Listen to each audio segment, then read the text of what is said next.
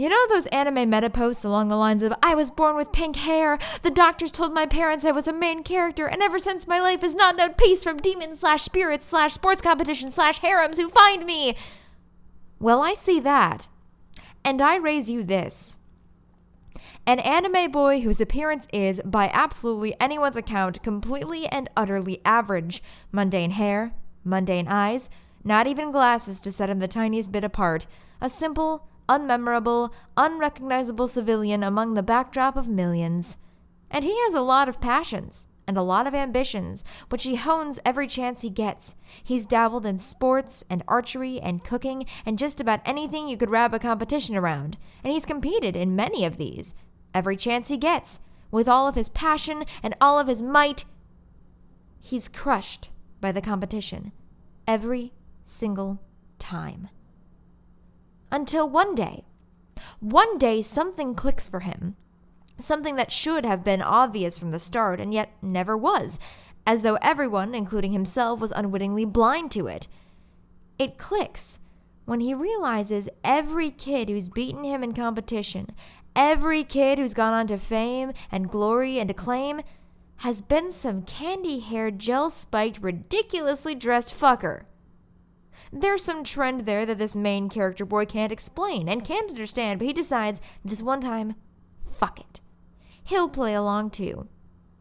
He's got a model train competition in 4 days, and he's got nothing more to lose.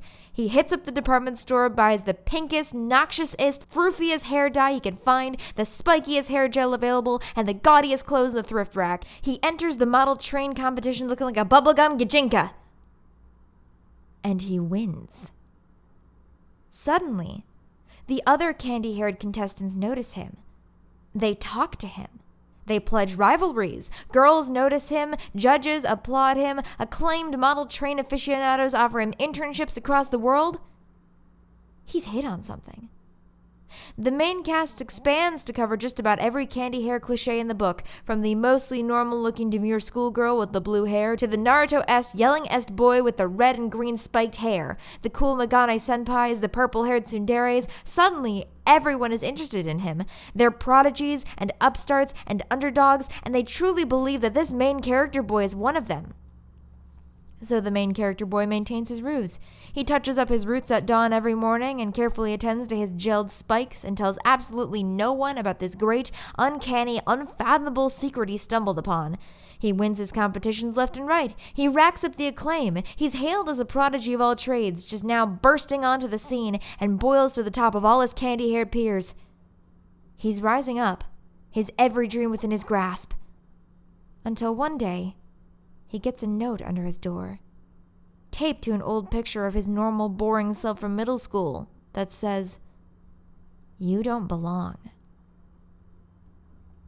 There's an international competition, and main character Kun and all his candy-haired rivals/peers/nakama/friends are being housed in the same hotel.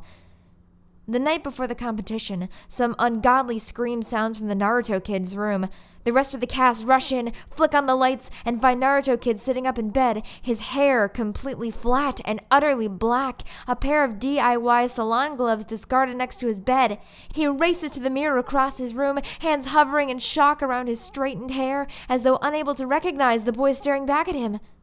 It's an unsettling act of personal vandalism, but Naruto kid seems unhurt.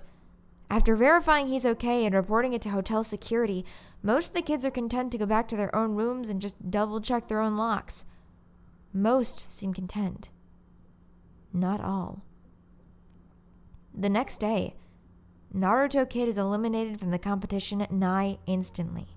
He's given no chance to monologue about his ambitions, his friends, his hometown, not even a second spared for a flashback to the bullying that became the formative motivator of his childhood. No, he's summarily eliminated by another candy-haired contestant. Naruto kid, with his suddenly unassuming black hair, is dismissed from the arena. And main character Kun is distressed. There's a murderer on the loose, just in no traditional sense. Another kid is shaved bald in the middle of the night and eliminated from the competition the next day. Colored contact lenses go missing, and suddenly the red-eyed yandere girl doesn't have a leg to stand on. She's sent home without the slightest bit of fanfare. Someone funnels bleach into the sprinkler line, and a triggering of the fire alarm leaves a whole arena of contestants doused in the ruinous fluid. Their candy colors melt into brittle, tacky, bleachy off orange.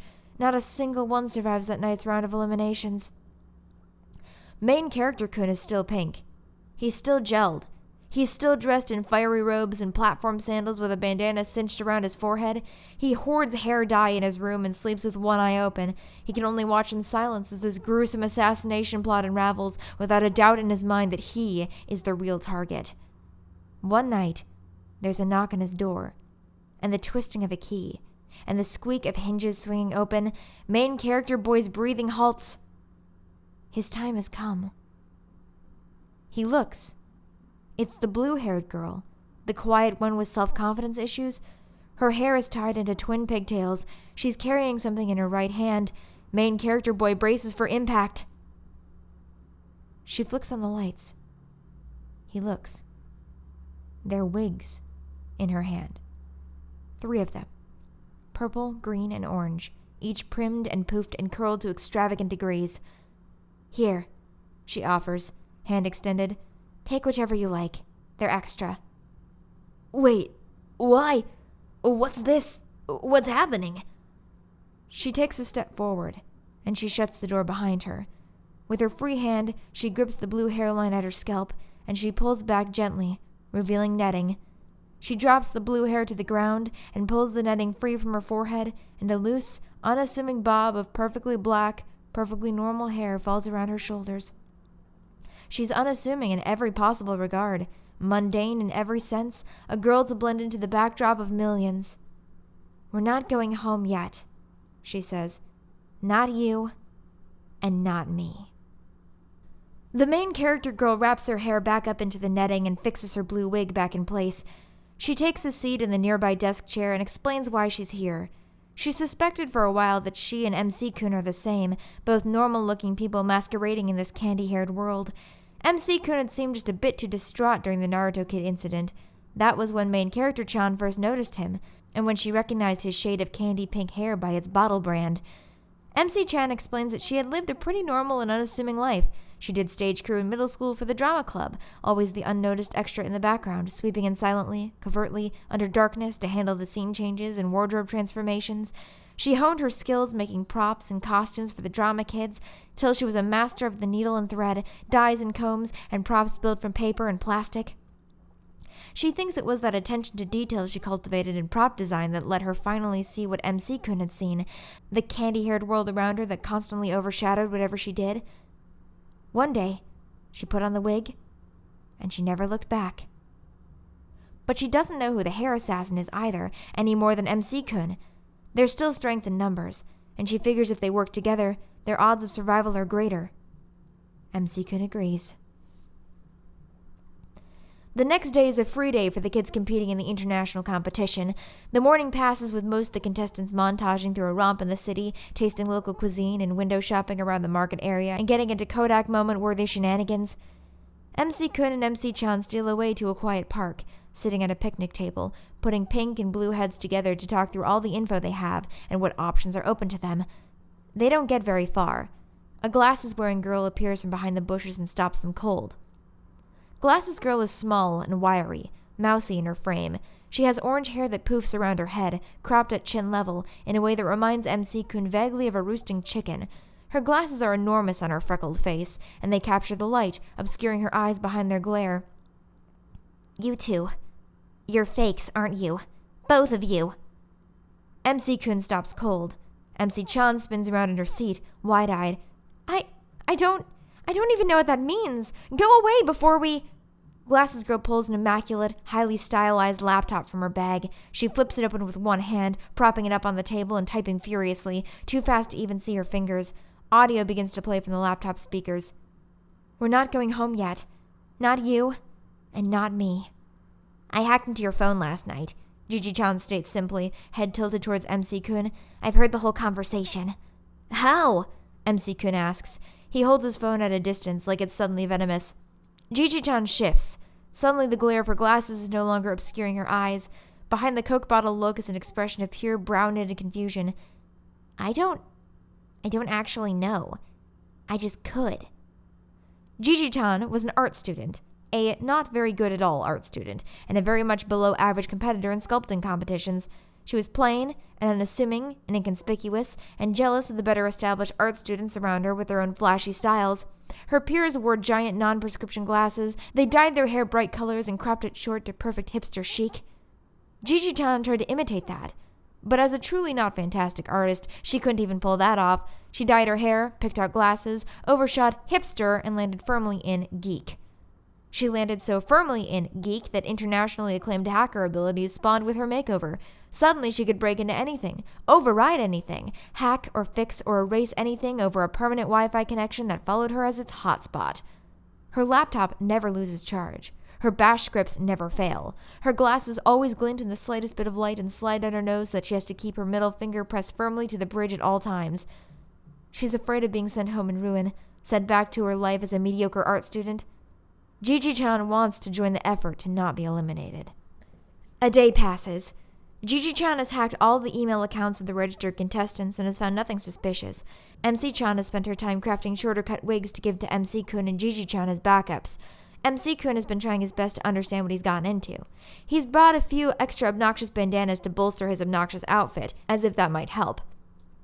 They're sitting quietly at lunch, eating in silence, with no new information to share and no desire to attract unwanted attention from the contestants around them. Oh my, what is this? Has this pathetic posse of plebeians formed a little club? Oh, how quaint. MC-chan chokes on her noodles. Gigi-chan startles. MC-kun groans. The voice belongs to a platinum blonde boy dressed to the nines who's sidled up to the table unannounced. He reeks of ambition and money and arrogance and a very particularly high-end cologne. And he laughs heartily at his own joke. He flicks a lock of blonde hair from his face, which all but sparkles. MC-kun recognizes this kid. He was one of the first candy-haired kids to declare an eternal rivalry with him. "What's it to you?" MC-kun challenges, already ticked off. And the rich blonde rival boy deflates, comically. Pale and hollow-cheeked and exhausted, suddenly leaning against their lunch table, speaking in a rasp.